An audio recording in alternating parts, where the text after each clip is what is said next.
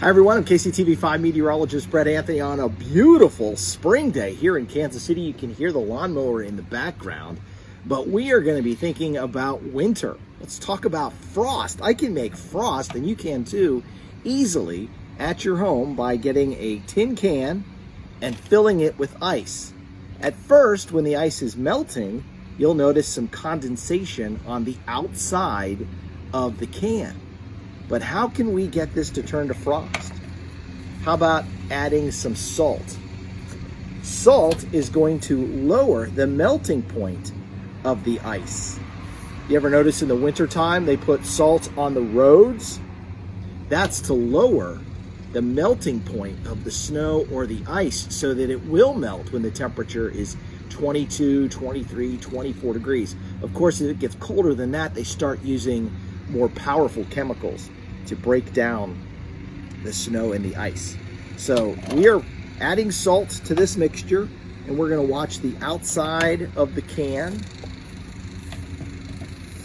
And what we want to see happen is some frost to form on the outside of the can. It may take a little while for that to happen, but soon I should be able to scrape off, give it a little shake.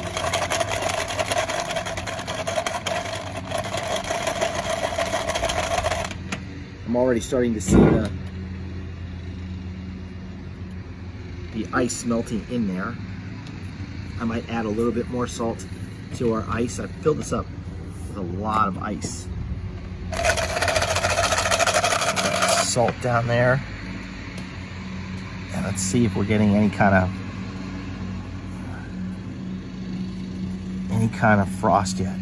Not yet. Again, it may take a few minutes, but what we're demonstrating here is how we are lowering the melting point of the ice. And as we do that, then instead of just having condensation, we get the outside of the can to freeze, and that becomes frost. So frost is simply water vapor droplets that freeze on plants, on metal. You might notice it on the windshield of your car. And that's essentially what's happening here. You're kind of seeing it. I would think even outside, we can, oh, there it is. There it is, a little bit on the outside of the can. See that? All the way up here. So even on a spring day, when the temperature is forecast to get close to 70 degrees, we can create frost, and so can you. Give it a try again.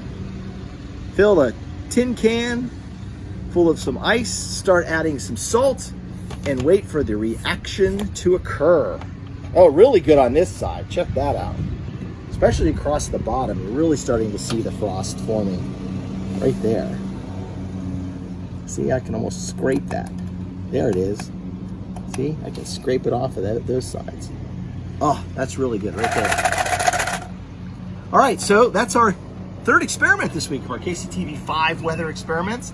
If you have a question about this experiment or you have an idea for an experiment, please post it on this post here on our Facebook page, or you can email me at brett.anthony@kctv5.com. We will see you again for another experiment.